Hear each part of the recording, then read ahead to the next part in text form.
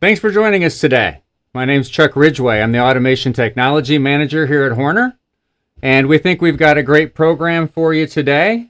Today we are going to be covering remote I/O configuration, all the reasons why you might want to add I/O to a Horner OCS All-in-one Controller, and how you would do it.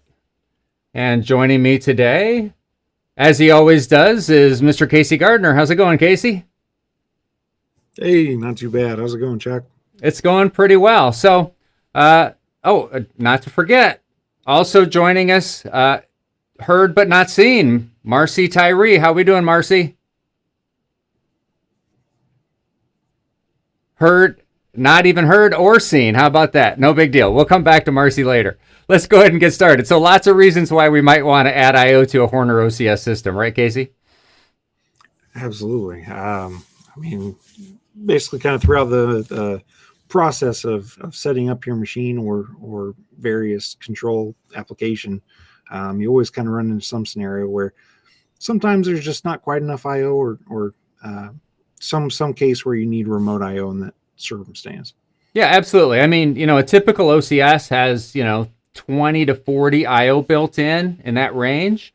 It has plenty of horsepower. It can handle machines with way more I/O than that. So, just not having enough I/O at all is one reason for sure. Another reason I can think of is, maybe even in a smaller application where, maybe you're using the Model 2 I/O block and you've got 12 in and 6 out and 4 analog, but you don't have any thermocouple. So maybe you want to add thermocouple. So there's lots of ways of doing that as well. Yeah, or sometimes it's even wiring is a lot of the case where sometimes you just want to minimize wiring to the door where it may be mounted. Keep everything remote on the back side of the enclosure, or sometimes it's a machine where you've got I/O needed kind of all over the place. So you're using distributed I/O and using network cables instead of I/O cabling all back to the main panel. So it kind of tidies things up. Sometimes it's also just environmental ratings. So sometimes you're in a real harsh environment where you need something a little bit more sealed, like an IP67. Kind of hint at something we may be going on. Absolutely. Hold that thought. Here we have a soon to be released Horner IP67 I/O block. We actually previewed this kind of secretly in our first live stream back in December, and we'll be having a formal launch on this guy soon. So awesome. So while we're here, first, before I show you our mainstream remote I/O systems, let me also mention the fact that today we will not be talking about SmartMod I/O. So SmartMod is one of our many I/O options. It interfaces actually over Modbus, and it's a great way to add just a few analog I/O points, for instance, maybe thermocouple or RTD, to a low-end application, maybe an XLE, XLT, one of those products. So we won't be covering SmartMod today, but it certainly is not an option to be forgotten. But let's take a look at what we will be covering today. Let's start with the Smart Sticks. Now, this product has been out for a while, and it still remains very popular. It recently got a little bit of a facelift, internally at least, so that we could continue to sell it for many more years. It's a barrier strip style connection here.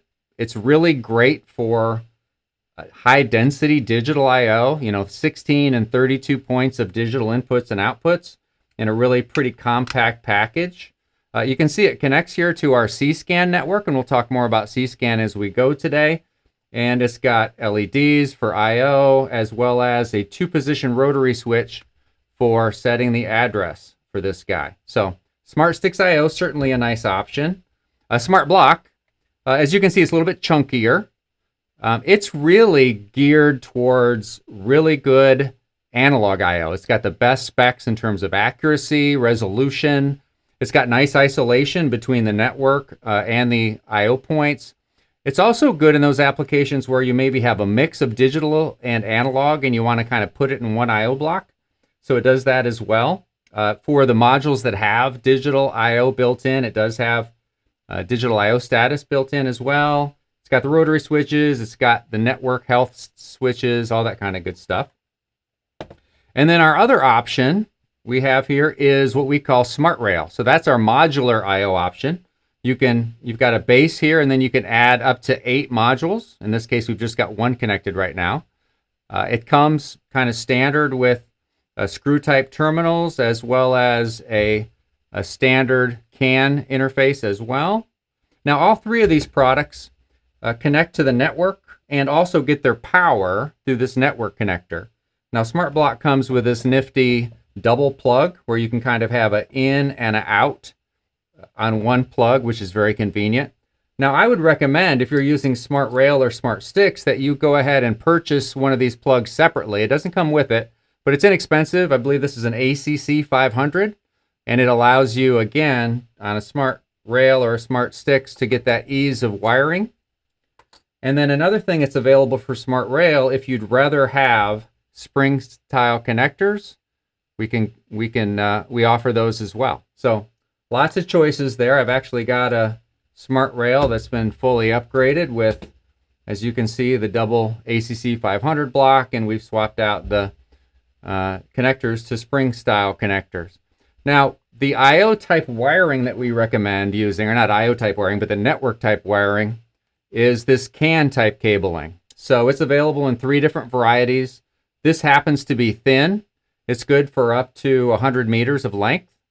There's also mid, which is 300 meters max. And then you have thick, which is thicker, shockingly. And it's good for 500 meters. And here's an example of what this double plug looks like when it's terminated. And this happens to be an end node because you've got a terminating resistor on the end here. And terminating resistors, a pair of them, are included with just about every OCS that's sold. So if you were wondering where you were going to get terminating resistors, just look in the box with the OCS. Okay, so the next thing we want to show you is how are we going to configure this I/O. So let's go ahead and do that. Let me move this I/O out of the way so I have more room for my mouse. Yep. Before we get started, I think we can answer a question real quick. Looks like Peter Zent is asking, are there any plans in the future to have smart block modules with Ethernet headers instead of C-SCAN? I think he's talking about the RJ45 jacks, possibly. That's a good question, Peter. That's something we've considered. We haven't actually done that yet. One thing I will mention is we do have a new I/O system coming in the future called OCS IO. We'll certainly be launching that this year. So that might kind of preclude a lot of additional Ethernet style development with Smart Block, but I'm not sure. Certainly Smart Block isn't going away anytime soon, that's for sure. Thanks for that question, Peter. All right, let's dive into configuration in Cscape. Now, as a lot of you know, especially those of you who've been attending these live streams, there's actually multiple logic options if you're configuring Cscape for your project. You can use advanced ladder that's register-based, where literally you are mapping every variable to a specific memory location in the OCS. And then we have our tag-based languages, advanced ladder with tags, and then our IEC languages. Now, from a configuration standpoint, there are some slight differences between the register-based configuration as well as the tag-based configuration. I'm going to start with the register-based configuration now. Okay, so let's say that we have a application where, let's say we're using an XL7. All right, so let's pull up the hardware configuration. Now, there's a lot of ways to get this dialog up here. You've got an I/O configuration shortcut, a little icon here. Over in the navigator, you can reach that same shortcut there. And then in the controller submenu here, which you won't see, there's also a way of accessing this dialog box. But what I have here is I have an XL7. Now, one of the great things about the XL7 is it has multiple Ethernet ports and it has multiple CAN ports. So by default, both CAN ports are configured for C-SCAN. Although the second CAN port, you've got the flexibility of selecting CAN open or J1939 or maybe even DeviceNet, although not that many people use DeviceNet anymore. But let's assume that we're going to stick with C-SCAN. But regardless, if I was going to add I/O to this XL7, I would start with the first CAN port. I could do it on either, but I would start with the first CAN port. And the way I would do that is I would go up here to the CAN 1 tab. You'll see we have a tab for local I/O, CAN 1, CAN 2, LAN 1, and LAN 2. So let's start with CAN 1. Okay. So what I want to do here in this sample application, I'm going to add 32 points of digital in, 32 points of relay out, and then 12 thermocouple inputs. Let's go ahead and see how we might do that. And let's start by configuring, let's say, smart sticks. Let's start from there.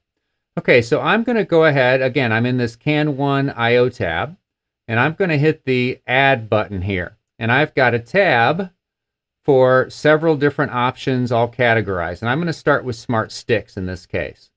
So I want to add 32 points of DC in. So I'm going to go ahead and do that here in one block. Okay. It's immediately asking me for the ID for this module. Now, if you remember when I showed you physically the smart sticks, smart block, and smart rail, you've got rotary switches there for selecting the network address. And in the case of smart sticks, that's in hex. So you type in your address in decimal, and we show you the hex setting here. And of course, for 1, it's both. The default's 1. I like to use 1 actually for my first remote I/O block. I typically leave my OCS at 253 or some other address. So I just start with 1. It keeps it nice and simple. Now, the next thing it's asking us is it's asking us for the starting location for the digital inputs. Now, with the OCS product family, we have 4 specific memory locations, or memory types, I should say, that deal with RealWorld IO. I for digital inputs, Q for digital outputs, AI analog inputs, AQ analog outputs. And in this case, this module only has inputs, so it's just asking me for digital input address, the starting address, if you will. Now, the only thing I really need to be careful of here is that I avoid any addresses that might already be assigned to the built-in I/O. And so just to be safe, what I like to do is I typically like to leave the lower 64 I/O points kind of reserved for any possible built-in I/O. And then I typically configure my remote I/O from there. So in this case, I'm going to go ahead and add, I'm going to go ahead and type the % sign in here, although I don't have to. I'll assign this as %I65. Again, I'm leaving the lower 64 for the built-in I/O. Now, for digital I/O, the starting address here, it's important to note that you do need to start it on a word boundary. Now, what is a word boundary? Well, a word of digital I/O starts at 1, 17, 33, 49, 65, etc. So it's basically one more than the factor of 16. So that's why I've used 65 here. If I used a non-word boundary type number for digital I/O, that wouldn't work. Okay, so I've assigned I65. It's also asking us for a status register. Now, what is that? The status register is a register that we will monitor in the OCS that will basically give us a clue as to the health of the connection between the OCS and the I/O. So that's very important. We typically will just use a general purpose word type register for one of those. I'll just go ahead and use register 2001. There's really no restriction on which one I should use. A couple more things. Now, there's a couple different choices you have here in terms of how often you want the inputs to be updated. How often do you want this module to broadcast the status of its inputs? Now, we highly recommend that you use change of state. Change of state is by far the most responsive method. It's the most efficient. It utilizes the bandwidth of the network really efficiently. And using this method, you can get response times, down in the 10 millisecond range very, very commonly. So that's typically what we would recommend for a digital input. Now, you also have the option of updating periodically on a time basis, but again, change of state is much more efficient. And then lastly, the last thing to configure here is a COM timeout.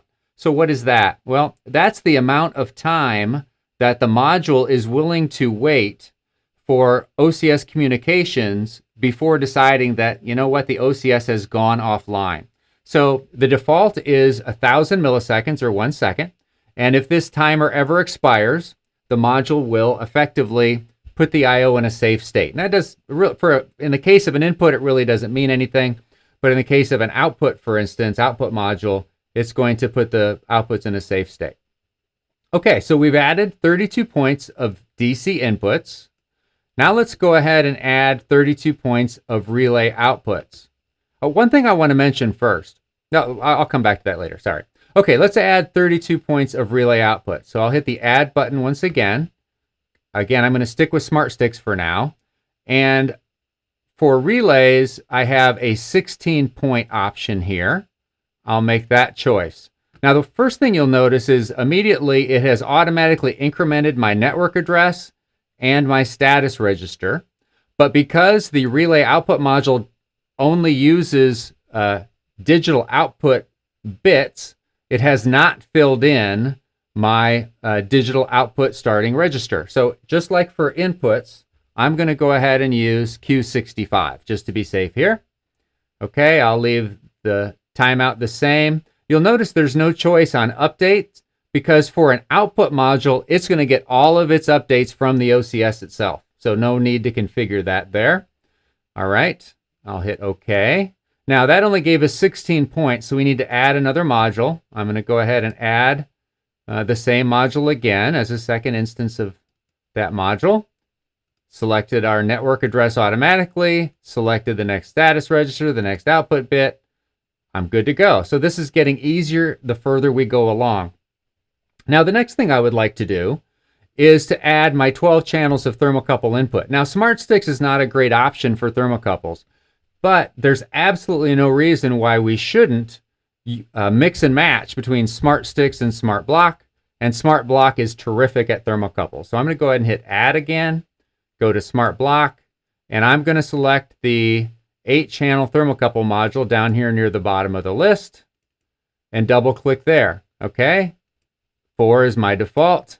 I haven't done any analog yet, so I need to configure analog in. I'm going to be boring and consistent and select AI65. My status register here has already been assigned. I'm going to go ahead and select type K, all right, instead of J. So I'll go ahead and do that quickly here, or at least as quickly as I can do that. You'll notice that I have the ability to set each of these channels independently. They don't all have to be for thermocouple, although they all are similar types. You'll notice at the bottom of the list there are some millivolt input types. But again, I'm going to stick with K-type thermocouple. I can select my temperature scale here. I'll go ahead and go with degrees Fahrenheit. And then with the smart block, we have this nifty adaptive filter. So what is an adaptive filter? Well, an adaptive filter is a way to smooth out the readings while not necessarily losing as much of your responsiveness to a step change in temperature as you might otherwise lose if you were just doing simple filtering. So you have the ability to set this time constant here. And the shorter the time constant is in terms of time, the more responsive that the module will be able to react to a step change in a real temperature. So, you know, we are talking temperature, by the way. You know, we're not talking about high-speed analog usually. So I'm going to set this at 75 milliseconds, which should give me a good mix between a smoother signal and still the ability to respond if I do have a step change. Okay, so I've added a 8-channel thermocouple via smart block. I'll add another 4-channel here, although I could add another 8 and just have some spares, but I'll just stick with 4. Okay, and all I have to do is change my type configuration. All right, select my degrees Fahrenheit, make my filter match because I like to be consistent, and away we go. Okay, so effectively we have added, using a mixture of smart sticks and smart block, we have added 32 digital in, 32 relay out, and 12 thermocouple in. And as we kind of cycle through the list here, it shows us the starting addresses for everything. Now, I didn't cover any detail on the status register, but I'm going to come back to that. Okay, so we have showed you how to configure smart sticks and smart block, again, using register-based ladder. We're going to show you tag-based languages as well. But for now, I'm going to switch over to smart rail, and let me see if let's go ahead and open this existing program here, and I'm going to go ahead and configure this for Smart Rail instead. Same I/O complement, but this time I'm going to select Smart Rail. And to access the I/O configuration, again, I could press this button here. This time I'm going to go ahead and on the controller menu, I'll pull it down there. All right, so there's my XL7 with some built-in I/O. Again, I'm going to go ahead and go to CAN 1. I could do CAN 2, but I'm going to go ahead and go to CAN 1. And this time when I add, I'm going to add my Smart Rail base right here. You'll see that's the only choice because with Smart Rail, you need to add the base to the network, and then you add the modules to the base. So I'll double-click there. You have the ability to give the base a name with Smart Rail. I'm going to go ahead and just call it main rack. You can call it whatever you like. It suggests network ID number 1. Remember, this is a brand new project, so there's no conflict there. And in the case of Smart Rail, one difference you can see right away is it asks you to fill in not only the status register, but all the defaults for all the different types right in the base itself. So let's go ahead and do that. I'm going to go ahead and make register 2001 the status register. You'll see there's an extra status register. We'll cover that later. All right, digital inputs.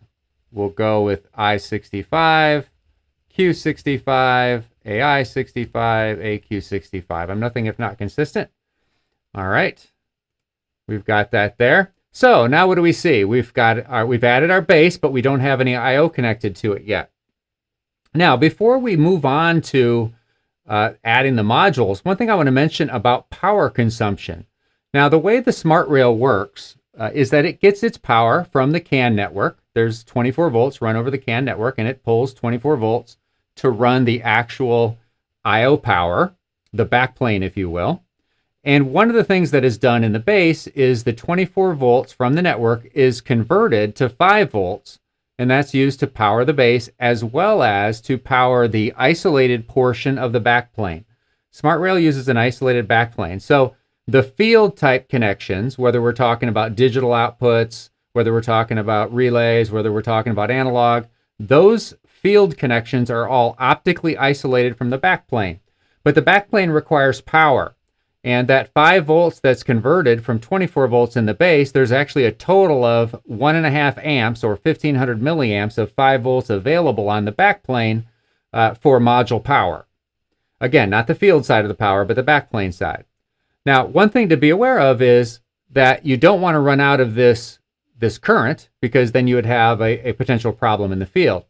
But Seascape calculates for you as you add modules what your usage is. And frankly, unless you're using a lot of relay modules, and relay coils take up a lot of 5-volt power, unless you're using a lot of relay modules, you're probably not going to run out of any kind of power, even if you use all 8 slots of the controller. Okay, so let's start adding modules here. Okay. All right, let's go ahead and, again, we're looking for 32 inputs. Now you'll notice that there are both 16 and 32 in addition to 8-point options available for Smart Rail. Now I'm going to go ahead and show you why it might not be a great idea in every case to use a 32-point module with Smart Rail.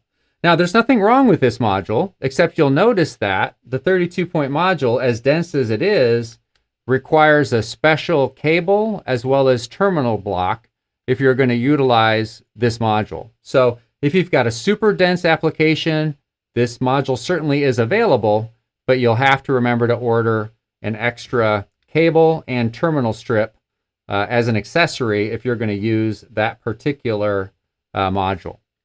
Okay, so that's why we're going to go ahead and select the 16-point module here. And that 16-point module also happens to be the most commonly stocked product in our inventory. So even if you only need, let's say, 6 or 7 inputs, you can choose to use the 8-point module, but I'd recommend you use the 16-point. It's not that much more expensive, and it's probably sitting in stock for sure. Okay, so I've added 16 points here. I'm going to go ahead and add another 16 points. All right. Now we've got 32 points of relay that we want to add. So I'll hit Add Module, go to Digital Out, select the 16-point relay. I'll add another one so that we have our total of 32 points of relay. All right, now we want to add 12 channels of thermocouple. And with SmartRail, our analog is almost always in 4-channel increments. So I'll hit Add Module, Analog in, 4-channel thermocouple, and I need to add a couple more of those. I'll do that relatively quickly. Last time. Okay. Now, you'll notice I haven't done any detailed configuration of the modules, and I'll show you that here in a second.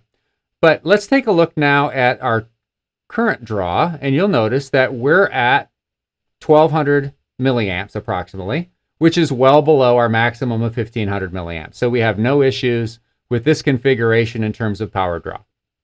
All right, now let's go back and take a look at the detailed configuration. Now, just like with Smart Sticks, you know, it's unusual where you're going to want to change the configuration for a digital input module in SmartRail. Now you can, and really probably the most useful one to change would be the filtering setting. So if you're concerned that you have an input that is flaky, let's say, and you would like to add a little bit of debounce to that, you can do that by utilizing this filter setting. But most of the time, that's a non-issue.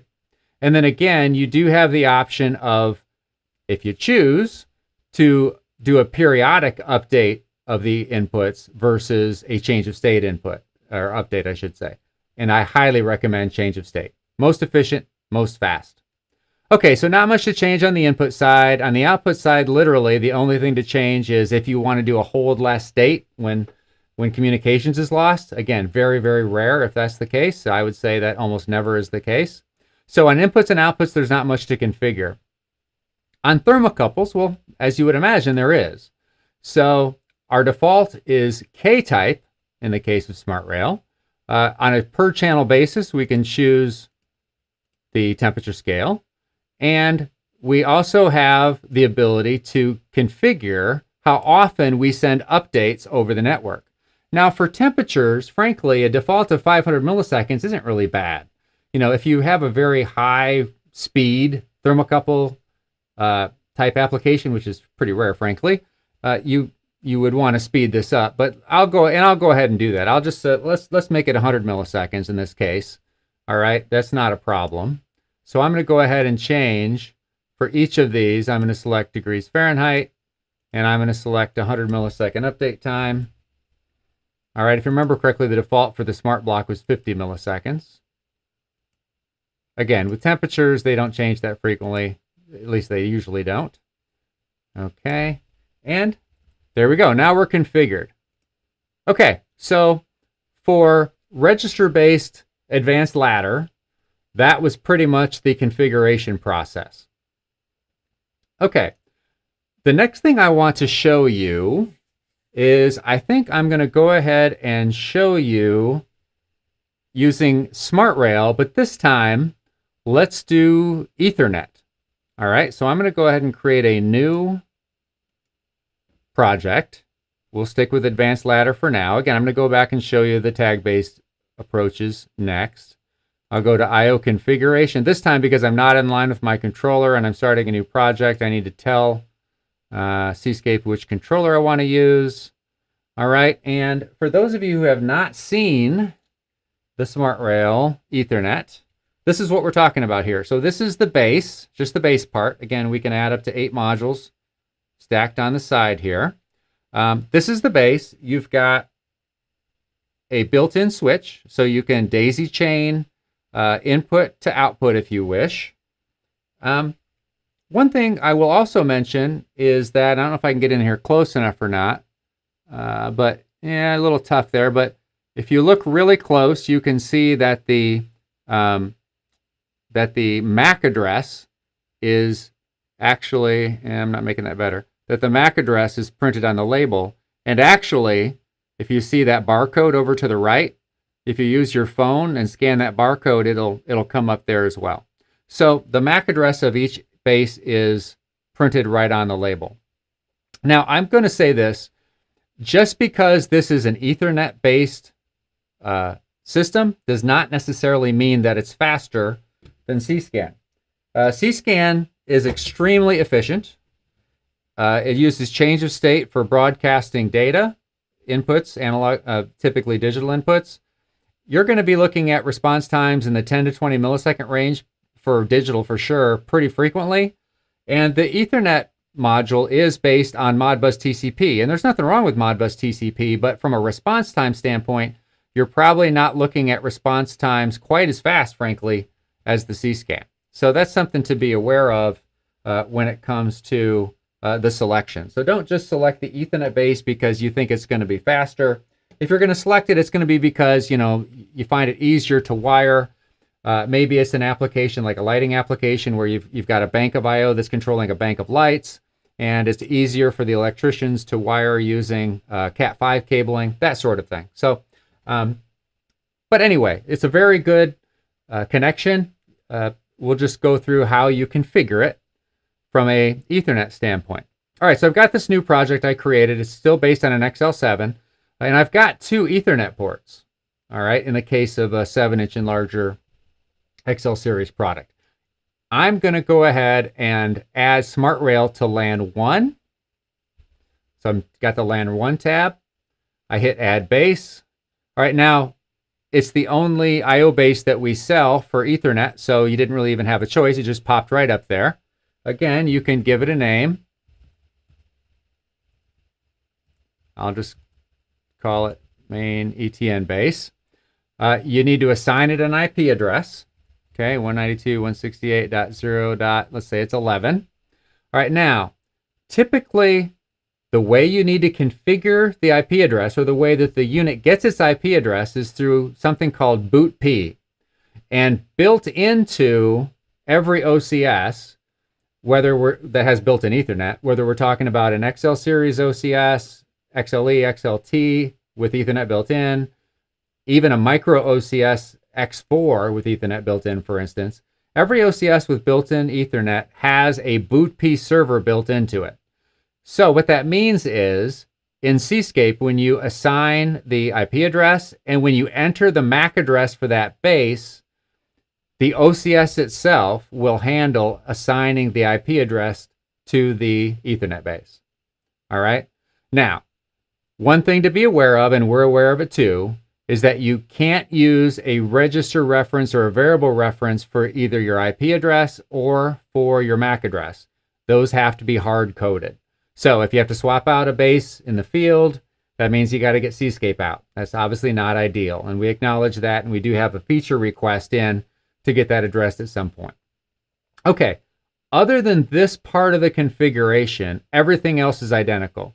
You still configure a status register. In this case, there's only one. The starting location for I's, Q's, AI's, and AQ's. You add modules the same way. You configure them the same way. It's all the same. The only difference is what I've shown you here. Okay? All right. So that is Ethernet configuration for SmartRail.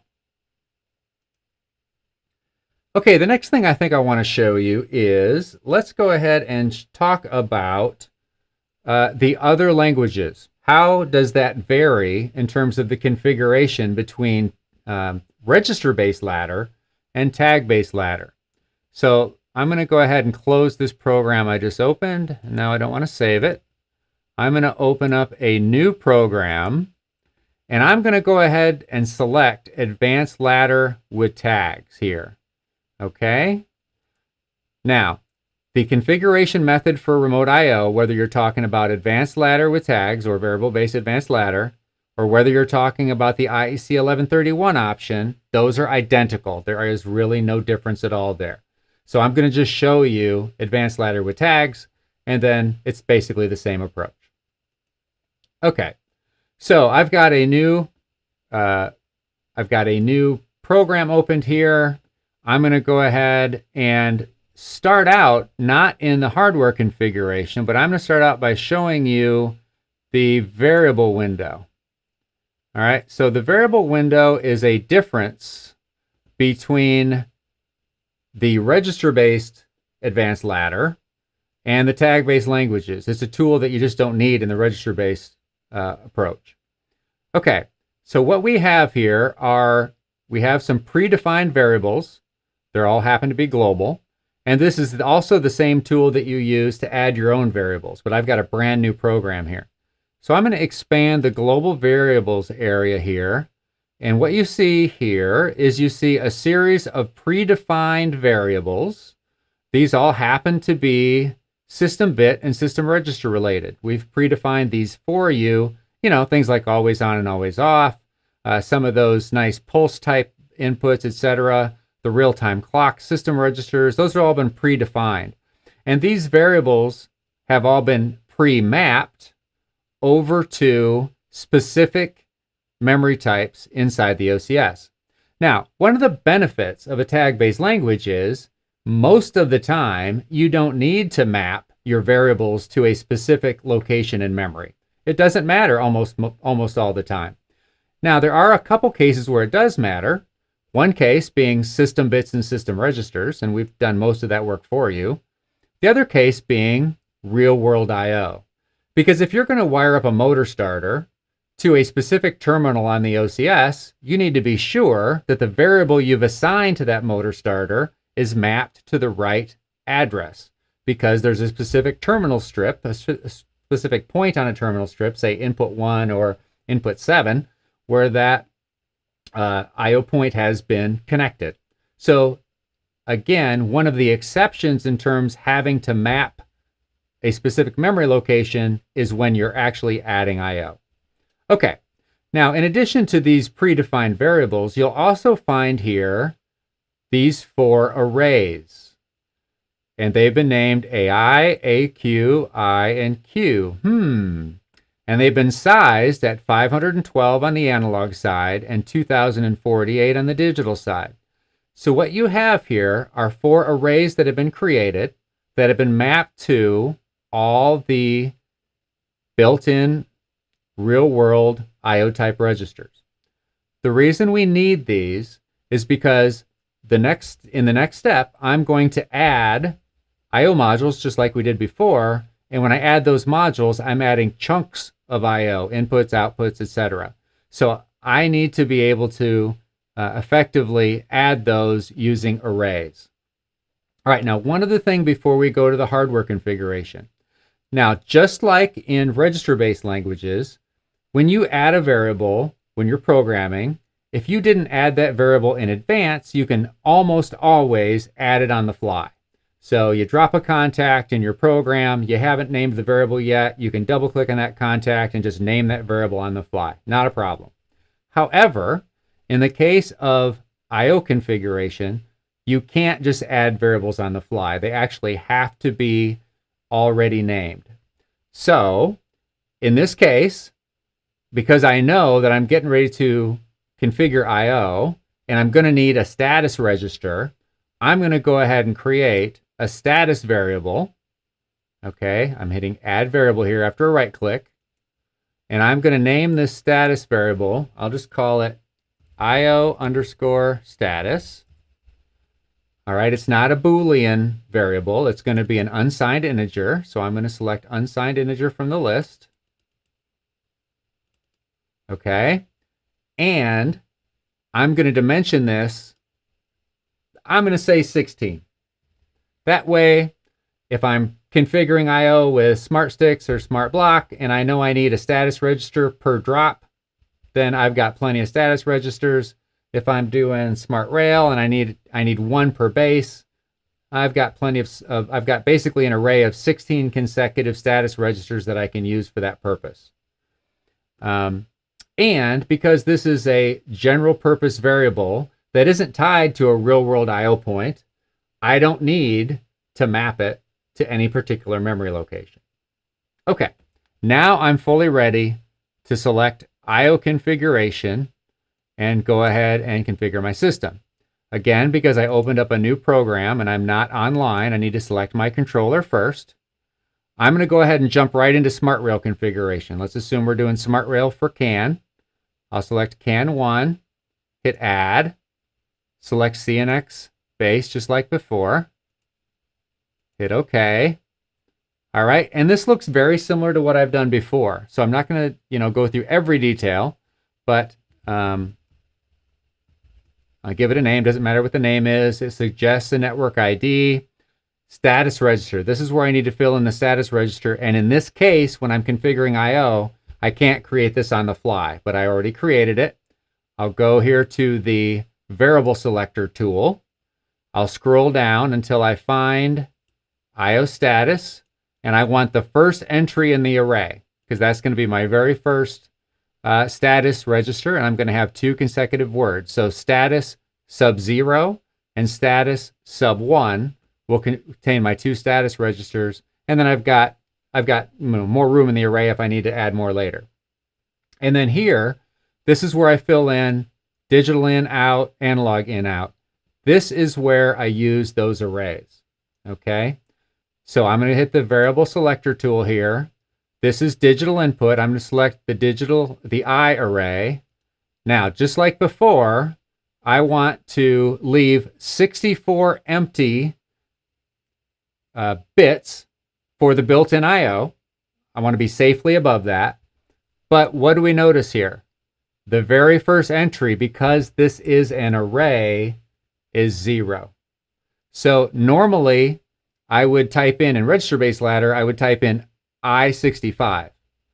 For tag-based ladder, I'm using this array. I'm going to be needing to specify I with an index of 64. Okay, so I'm going to scroll down here to 64. Oops, I went way down there, didn't I? And I'll just go ahead. For the first one, I'm going to show you just scrolling down to select it, but I'm going to fill it in manually on the others. Okay, so now I want to do the same for the rest of them. So Q64, I don't have to use the picker. I can just go ahead and type them in, which is obviously a lot quicker. AI 64. Okay, and AQ 64. All right, now hit OK. All right, so everything else after this point is exactly the same as we've already done. So there's really no need to show you any more of this. Okay, now I will say though that there is another thing I will show you. So imagine, if you will, that I would spend the next 45 seconds filling in those 7 modules that we've used in the other particular examples. Now we've added those modules, imagine if you will. Now let's go ahead and create some variables that tie to those IO arrays that we just added. So let's start out with let's say we've got a motor starter that's connected to the first output of the first relay module. Okay, so what I'm going to do is I'm going to add a variable. So I right click under add variable. All right, and I'm going to name this variable motor starter. Okay, this is a Boolean variable. It's not dimensioned. All right, if I had 6 or 8 that were consecutively wired, I might create an array. But in this case, let's say I only have 1. Now, Boolean is what I want. I'm not going to dimension it because I've only got 1 point consecutively here. But I do need to go ahead and map it. All right, and I said this was the very first, it's wired to the very first output. So I'm going to map it to Q65.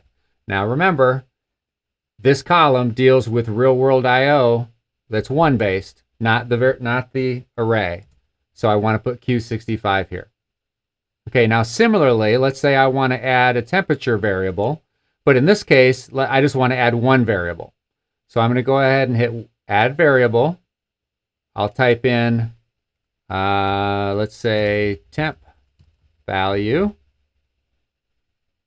All right, it's not a Boolean variable, it's a signed integer, okay, or an int. Let's say I do want to dimension it so that I have 1 variable for all 12 of my temperatures coming in. And again, I do need to map those because those are coming into specific modules, and that's going to come into AI65. Oops, I need to change that to %AI65, I believe, just to be safe. Okay, so that's an example of how to configure, add the blocks of I/O like we did in the hardware configuration tool, and then a couple different ways in which you can, tie specific variables, which may be single variables or arrayed variables, back to specific I/O points. Now, you can also import your variables. You don't have to do them all from this tool, but that's beyond the scope of this particular example that I'm going to show today. Okay, I got a question. Casey, what do you think? Is that a good question we should probably answer at this point?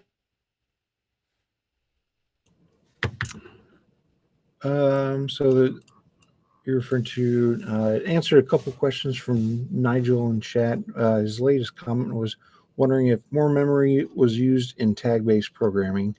My understanding is that it does not, correct? Well, there are cases when it doesn't use memory quite as efficiently. So there are scenarios where it does use more memory. So that is a good observation on Nigel's part. But one thing I will say is that one of the things we're getting ready to release with Seascape 10, and I know we've all been waiting for Seascape 10 for a while, but Seascape 10 is offering enhanced IEC, which basically is what we've always offered, just with some enhancements. How about that? And one of the enhancements is we are greatly increasing the amount of memory available to the IEC languages so that you'll have the ability to have up to 64,000 variables in your program as opposed to 10,000, which is what the current limitation is. So anyway, that's an answer to Nigel's question. Hopefully that answered that question properly. Okay, so the next thing I want to show is let's take a look at, in more detail, let's take a look at the status registers. Okay, so back when we did our configuration, in the case of Smart Sticks and Smart Block, we had to assign a status register that was a single 16-bit word. In the case of Smart Rail, we had two 16-bit words. Now, even though Smart Rail has an extra word, and we'll cover that in a minute, the first word is identical between all three types. Okay? And effectively, the bottom line is that module communications are okay. In other words, communications is good between the OCS and the modules, provided the lower 4 bits are all 0. So that's really the bottom line. So if your lower 4 bits are all 0, then you know that you've got good communications at this moment in time. But there are some other bits that we can take a look at as well. Let's start out with bit 9, which is the module timeout occurred bit. So what that tells the OCS is it means that at some point, the module detected that the timeout was exceeded. So if you remember correctly, there's a 1-second timeout by default, 1,000 milliseconds, and you can shorten that or lengthen that. But if the module ever detects the OCS went away for that period of time, it's going to set this status bit. So the next time it successfully communicates with the OCS knows that this occurred. Okay. Now bit 10 is the reconfig bit. So what that means is that at some point, the I/O module had to be reconfigured. Now, when is an I/O module typically reconfigured? Well, that typically happens at power up. So most of these I/O modules, certainly the case of Smart Sticks and Smart Block, they don't necessarily keep their hardware configuration through a power cycle. They don't have a lot of memory built in.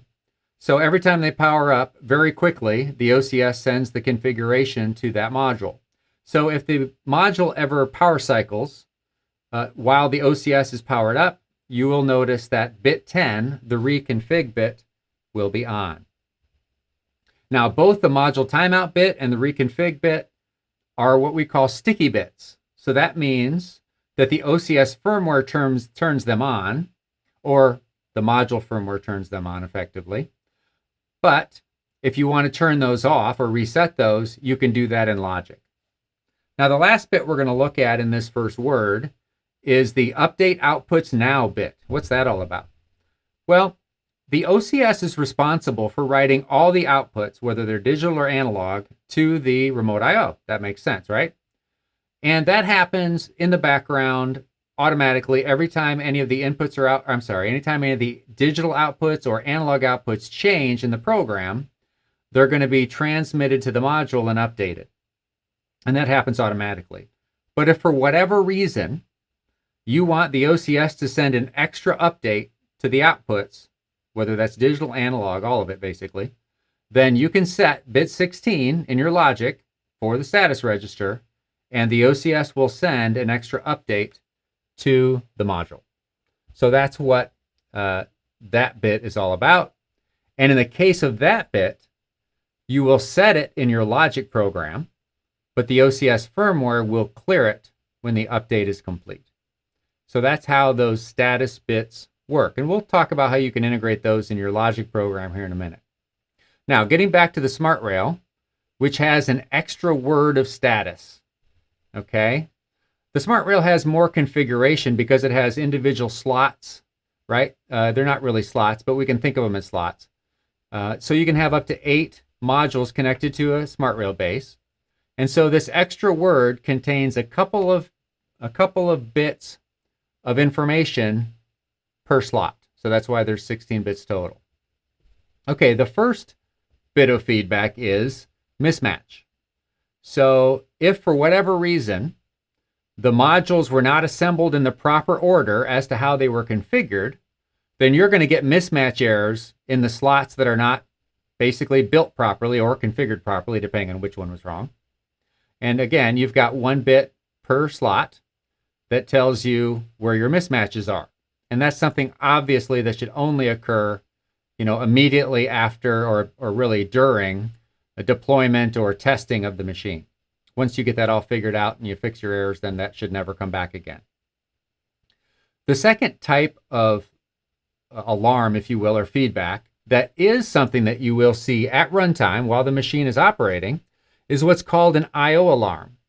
Now, there are a few different types of I/O modules, namely RTDs, thermocouples, and mixed analog modules, where they have an extra bit of status that they can report if, for instance, you have an open circuit on a thermocouple channel or an RTD channel, or if you've got an open circuit on a mixed module, and of course, that particular channel that is open was enabled in the configuration. Because with Smart Rail, you have the ability to disable the channels that you're not using.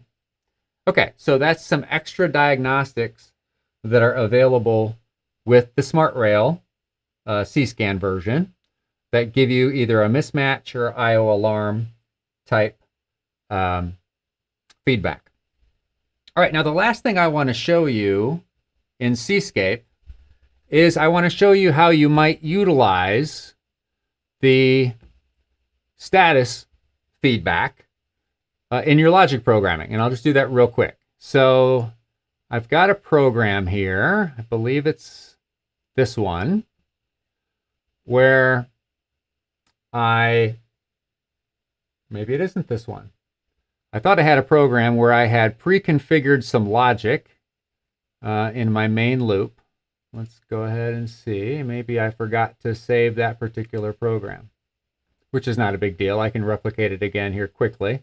All right, so let's go ahead and talk about how we might want to utilize the status registers. All right, so if you remember correctly, the first 4 bits of the status register tell us if the module's offline, not configured, wrong, or there's a version problem. But if all those bits are off, everything is good. So if I was going to utilize status in my program, what would I do? Well, what I would do is I would take those 4 bits that I have configured, and let's just look at register 2001, right? I've got the wrong program here. No big deal. But what I would do effectively is I would test to see if all 4 of those bits were off. And if they were, I'd say my I/O is okay. Or alternately, I could decide to take a look at all 4 of those bits in parallel to see if any one of them is on. Because if any one of them is on, I know I have an I/O error. So I could build an I/O error bit. And what happens if I have an IO error? Well, nothing automatically. If you detect an IO error because of the status, you need to react appropriately with your logic, which might mean taking the digital inputs and analog inputs that are coming from the field and zeroing out those registers so that, and of course setting your alarm so that you know that you don't have legitimate inputs coming back, because some of those values may be frozen at what they were before communication was lost. So it's really important that you utilize the status, make sure the connection is healthy. If it's not, take appropriate action. Okay, so that pretty much covers what I wanted to cover today. So let's go ahead and bring Casey back. How's it going, Casey? It's all good. Good. Excellent. There we go. So did we get all the questions answered? Do we have any additional questions we might want to cover? Let's take a look here. I think we're good on questions. I think we got most of them taken care of. Very good. So while I was chatting away, Casey was taking care of as many questions as possible. So very good. All right. So I think we're good for today. Hopefully you found the information informative. And again, thank you, Casey, for joining me on this particular live stream like you have on every one so far. And thank you to Marcy, who is quietly in the background, been monitoring everything. She hasn't said a word yet. I guess that's the way she likes to keep it. Stay competent and in the background. But anyway, I do want to remind you, just so I don't get yelled at by Marcy, I do want to remind you to don't forget to not only subscribe to our YouTube channel, but check the comments. There's plenty of useful links in there to our website, to registering on our website, so you can download Seascape for free. I think we even have links that take us to the website so that you can keep an eye on what our upcoming programs are going to be for the balance of the month. So lots of reasons to go to the website, lots of reasons to check out the comments. Again, we thank you for joining us for the program today. If you have any ideas for shows that you would like that to cover more technical detail on a topic that you haven't seen so far, we'd love to get your suggestions. You can feel free to send those suggestions off to myself at chuck.ridgway@heapg.com. You can also send those to Casey Gardner at heapg.com, and we're more than happy to take your suggestions and plan a future live stream with your topic. All right, take care, and everybody stay safe and stay warm. We've just had 8 or 10 inches of snow here in central Indiana, and it's probably a good day to be inside doing a live stream as opposed to fighting the traffic. So drive home safely, Casey, and take care, everyone.